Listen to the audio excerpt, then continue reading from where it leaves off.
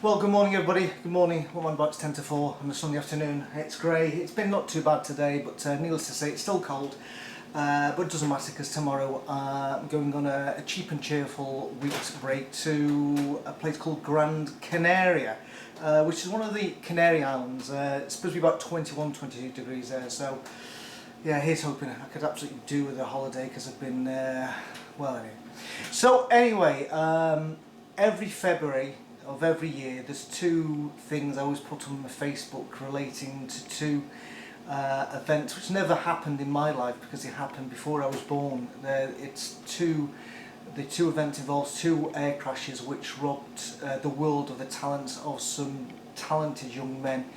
The first one, the memorial will be tomorrow, is on February the 6th, 1958.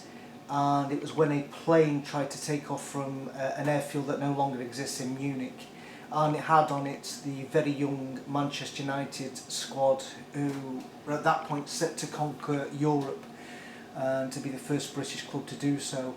And as we all know, the plane had 3 aborted takeoffs, and the last one it crashed into a building, and needless to say, several of the players were killed outright, and one died about a week later. And the manager, Sir Matt Busby, who was actually born bizarrely in the same town that my son was born in Bells Hill, nearly died. He was given the last rites apparently several times, and that crash is in the DNA of the Football Club Manchester United and every Manchester United football fan, and not just Manchester United fans as well. And heaven knows what they could have gone on to do, but we'll never know, unfortunately.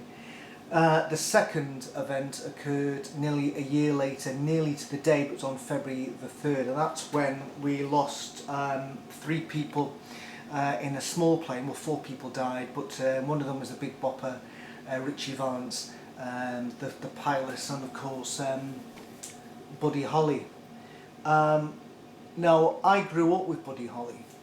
My mother had an album in her collection. It's called it's this one here. No longer we have it. It was called The Chirping Crickets, and it came out in 1957. And when I grew up, it was always around, as were some 45s of Buddy Holly himself. I wasn't aware at this point that obviously that Buddy Holly had died before I was born. And so I used to play this album regularly on one of the old standalone mono record players, and also the 45s. I think Peggy Sue was on it. Maybe that will be the Dale Ray one, I'm not too sure. And I was brought up listening to Buddy Holly, and in later life it became quite an influence to me.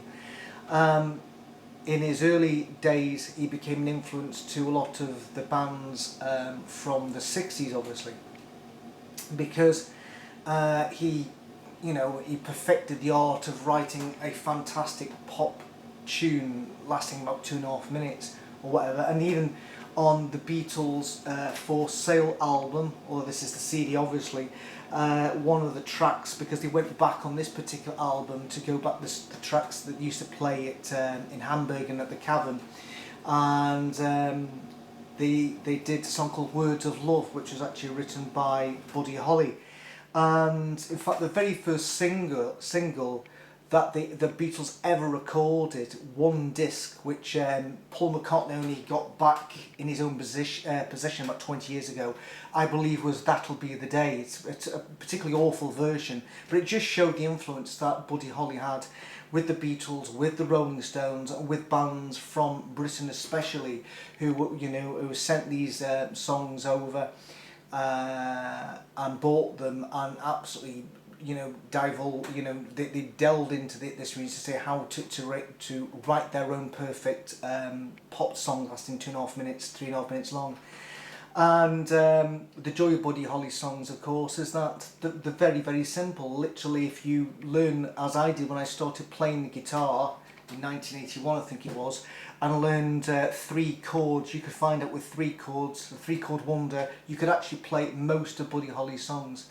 and I just devoured all his songs at that time till eventually I did purchase this. I believe Paul McCartney owns all the rights to all of Buddy Holly's songs now, and he produced this. What I believe it was, he produced this wonderful book, which has on it.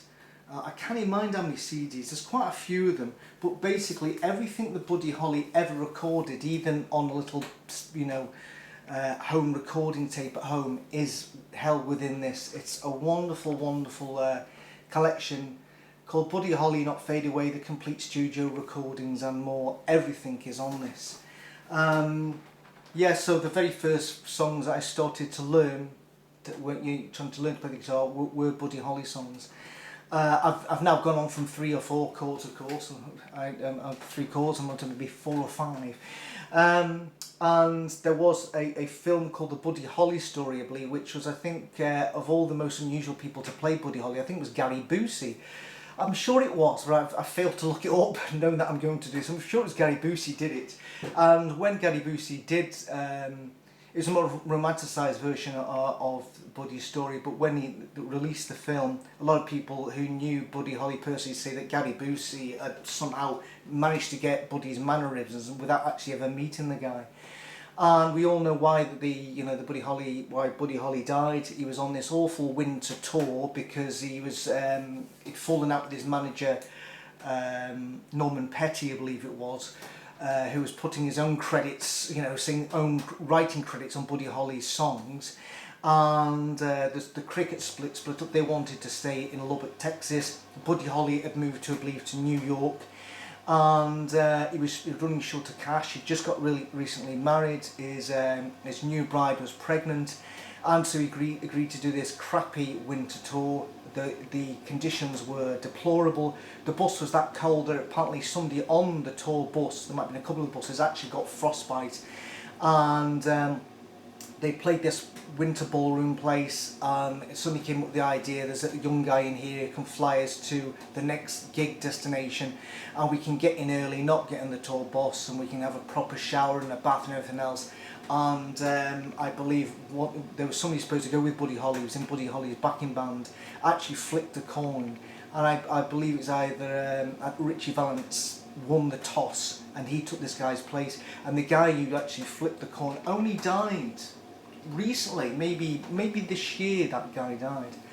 It just shows that sometimes life is dependent, or death, on the flip of a toss of a coin, and it was in that case.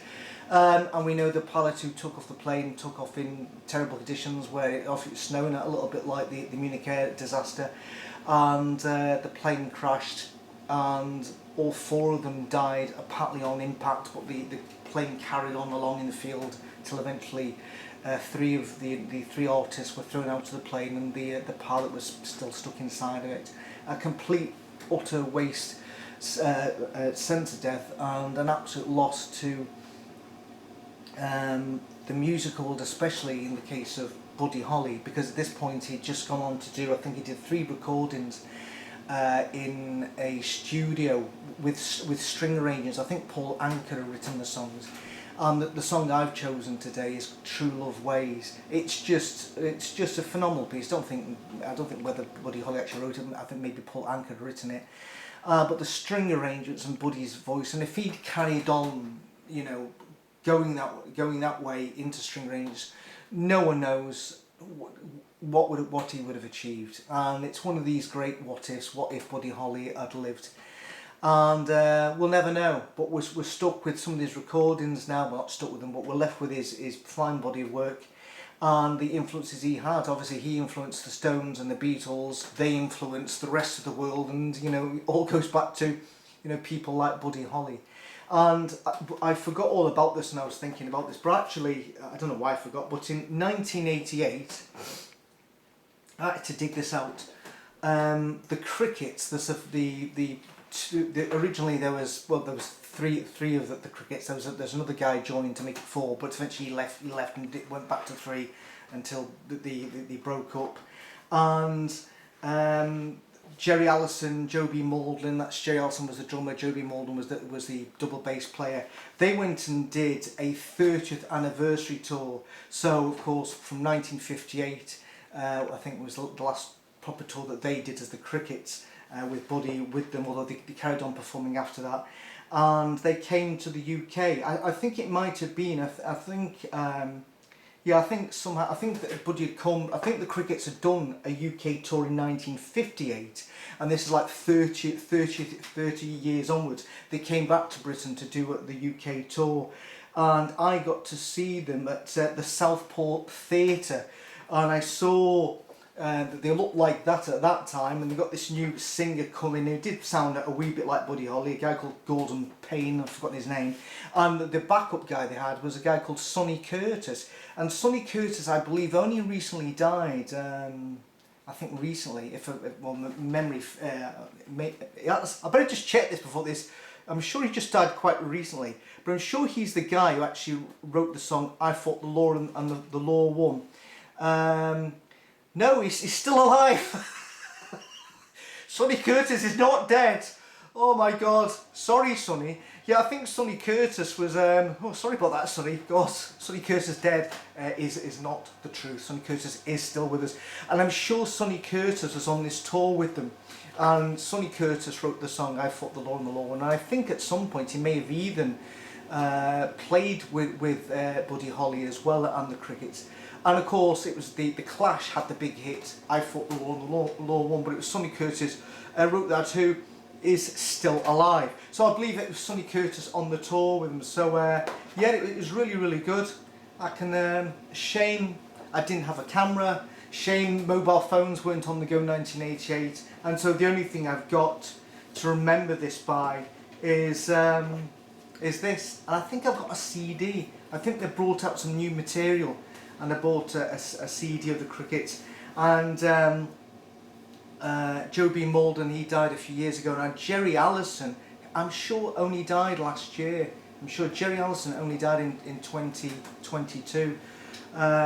So that's the end of the Crickets now.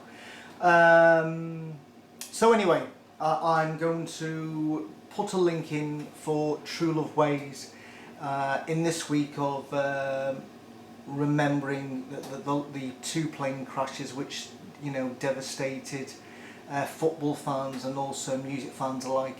I did actually write a song about the Munich air disaster where I recount the names of the players, which I might just put, I think I'll put it in the description as well, just in case you're interested in hearing my own particular take on the Munich air disaster. There's no point doing one about Buddy Holly, because of course we know that was actually nailed in the song the day that the music died. So there's no, I thought you can't top that particular song. So anyway, that's me. You won't be hearing me hopefully next week. Hopefully this time next week I'll still be in the sun. I'm not moaning that it's too cloudy and I should have just stayed in Scotland, but I'm looking forward to it because I really do need a holiday, and hopefully while I'm away I'll get news of another job so I can pack in this horrendous driving malarkey forever. Anyway, wherever you are, enjoy the rest of your day or your week, and please play True Love Ways by the wonderful Buddy Holly. Bye bye.